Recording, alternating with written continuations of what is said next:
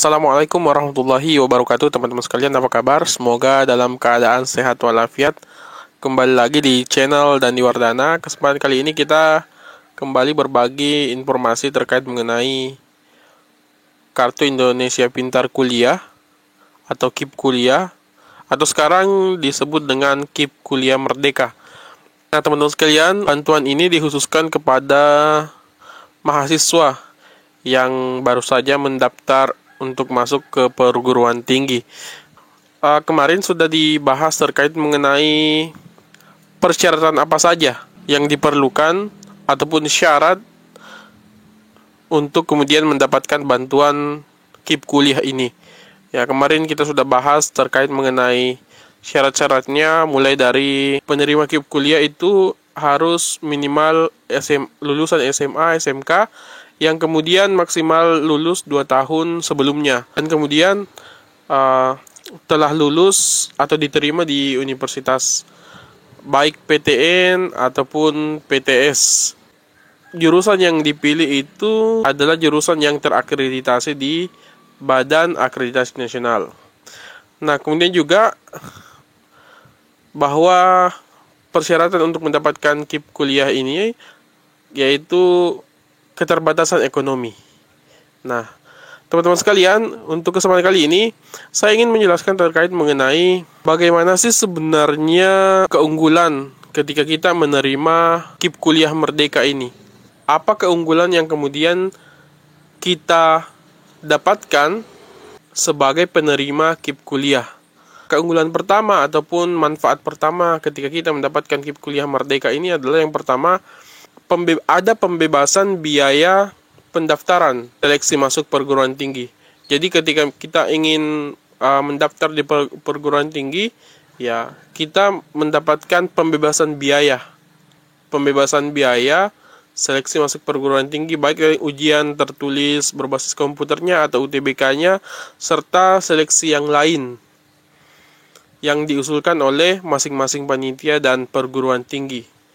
Jadi bagi siswa yang memiliki KIP, jadi kalau misalkan kita memiliki kartu KIP yang seperti ini, teman-teman, ya, kalau kita memiliki dan kemudian juga kita terdaftar di DTKS Kementerian Sosial, maka akan dibebaskan untuk kemudian pendaftaran biaya seleksi masuk perguruan tinggi.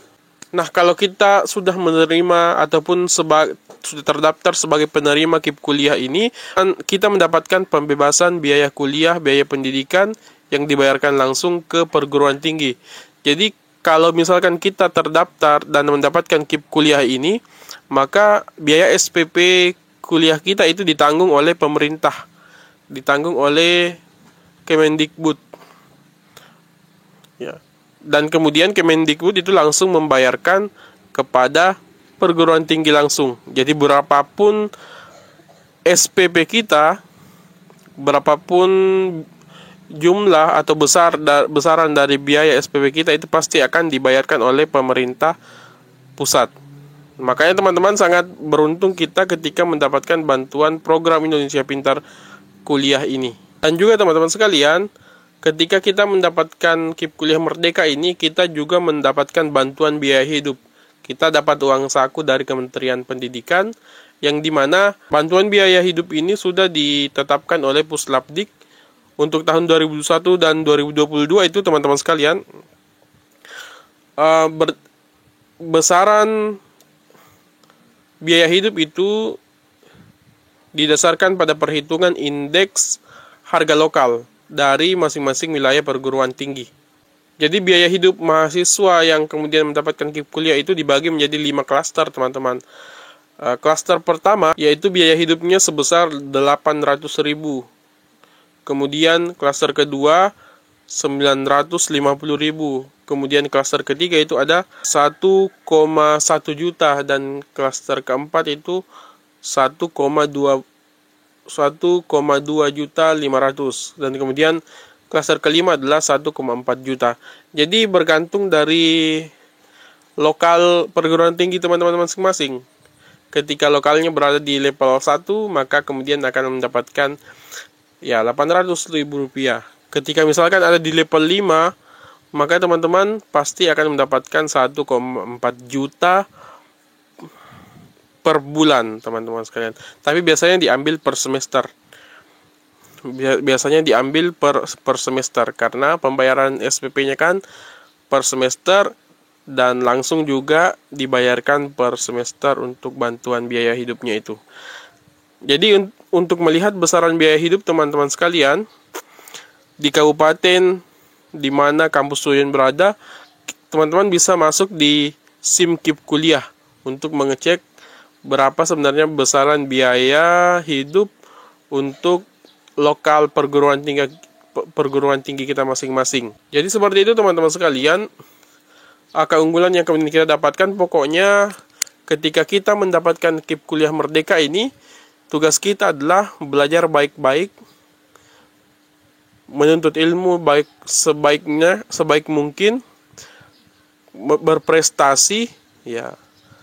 Karena kenapa? Karena untuk apa kemudian pemerintah memberikan kita bantuan kalau kita tidak memanfaatkannya dengan baik, yaitu dengan meningkatkan prestasi kita dan kemudian menambah wawasan dan pengetahuan kita di perguruan tinggi tersebut.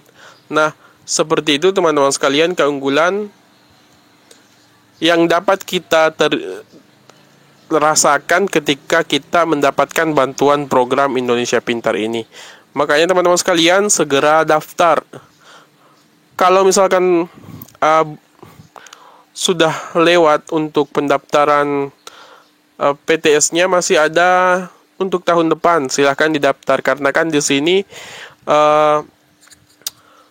maksimal lulusan 2 tahun sebelumnya. Jadi teman-teman ya silakan buat akun terlebih dahulu untuk sekarang, kemudian mendaftar di PTN ataupun PTS yang program studinya terdaftar atau terakreditasi di Badan Akreditasi Nasional.